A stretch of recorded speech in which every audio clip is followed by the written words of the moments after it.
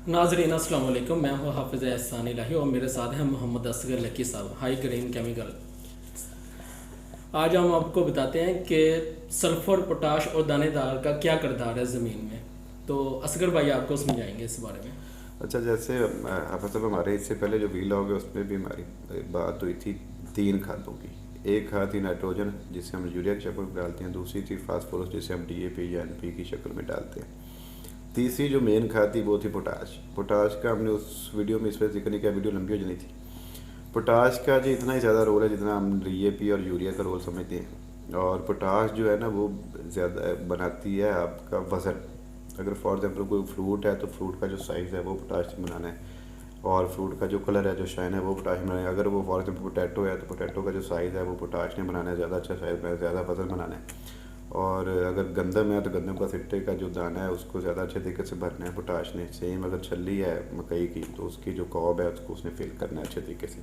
उसका जो दाना है उसकी लेंथ बढ़नी है। जो जो जिस चीज़ से ये बनता है ना मटेरियल, छल्ली का दाना हो, आलू हो या दूसरा सिट्टा हो गंदम का, तो ये बनते हैं स्टार्च से। और स्टार्च जो है ना वो डायरेक्टली पोटाश से बनती है। इस वजह से पोटाश जो है ना वो बड़ी ज़रूरी है। अच्छा, पोटाश किस टाइम डालनी चाहिए फसलों अच्छा, में? पोटाश की दो टाइप्स हैं बस। अब एक होती है एमओपी जिसे हम बोलते हैं म्यूरेट ऑफ पोटाश, और एक होती है एसओपी जिसे हम बोलते हैं सल्फेट ऑफ पोटाश। जो एमओपी है ना वो सबसे ज़्यादा अच्छा उसका रिजल्ट आएगा जब हम उसको ज़मीन की तैयारी में डालेंगे। वो होती है, उसको क्या बोलते हैं, वो स्लो रिलीजिंग होती है, आहिस्ता आहिस्ता मिलती है। जैसे जैसे फसल मशहूर होती है वो साथ साथ मिलती जाती है। एसओपी जो है ना वो एक होती है 50 kg में जो आती है, और एक होती है जो 25 kg में कंपनीज देते हैं, जैसे हम भी सोल ग्रेन के नाम से दे रहे हैं, हाई ग्रेन के प्लेटफॉर्म से। वो उसमें हम रिकमेंड करते हैं कि जब गोब की हालत हो ना, जब मतलब उसकी पॉलिनेशन स्टार्ट होने लगी हो, तो उसको उसको फ्लड कर दें, तो वो बेहतरीन रिजल्ट दे जाती है उस टाइम पे।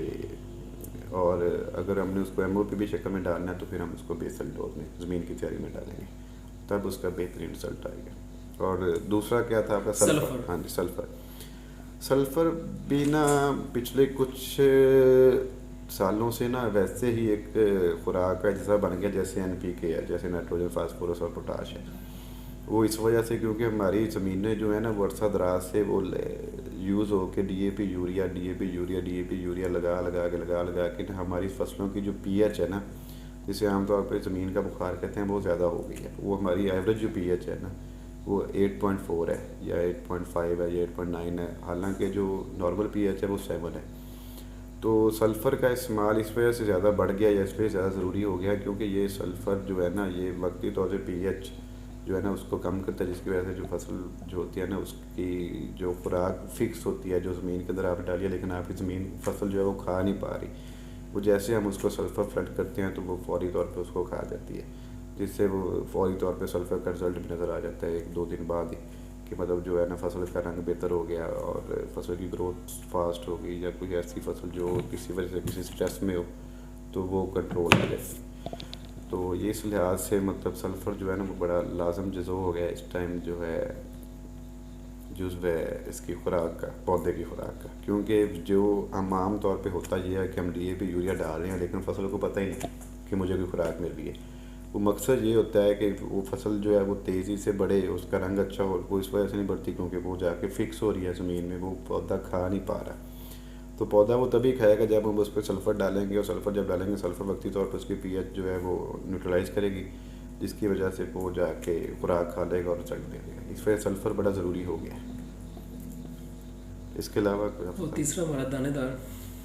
अच्छा, दानेदार दानेदार प्रोडक्ट जो है ना वो ज़्यादा अच्छा यूज़ होता है फिप्रोनिल, जैसे हम फंटास के नाम से दे रहे हैं, कुछ कंपनियाँ और नामों से दे रही हैं।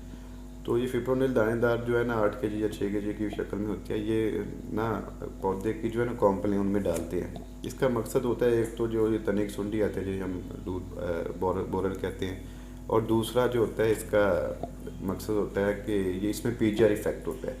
और ज़िम्मेदारों को भी पता होता है कि यार जैसे ही हमने ये डाल लिया और इसने फौरी तौर पे फसल ने ना बढ़ोतरी भी शुरू कर देनी है।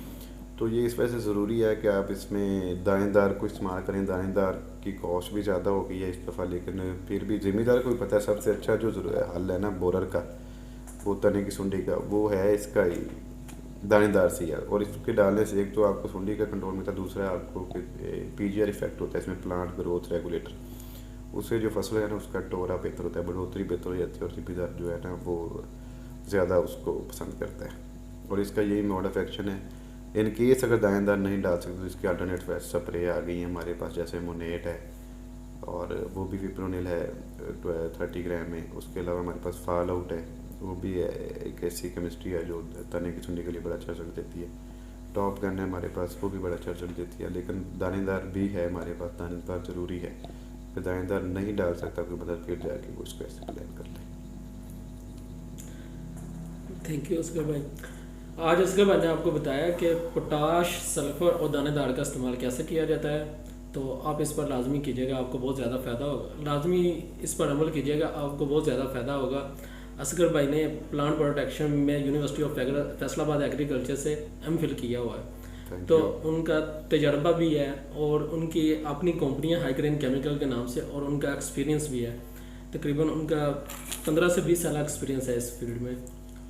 तो इलाही एग्रीकल्चर के नाम से मेरा चैनल है, इसे लाइक, सब्सक्राइब और बेल आइकन पे क्लिक करना ना भूलिएगा। Thank you. Thank you.